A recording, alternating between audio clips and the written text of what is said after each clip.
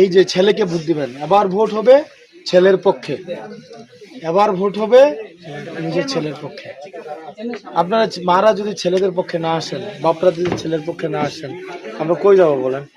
আমরা আমরা কি ধরেন এই যারা ব্যবসায়ী, যারা হচ্ছে চাঁদাবাজ, আপনারা যদি আমাদের পক্ষে না আসেন তখন আমাদের তাদের কাছে যাইতে হবে যে তোমরা আমাদেরকে পাশ করো।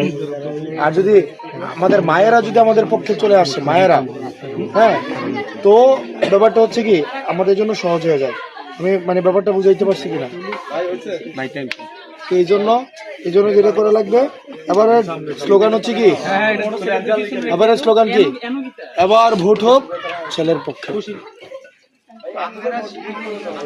বলেন, এবার ভোট হোক ছেলের পক্ষে।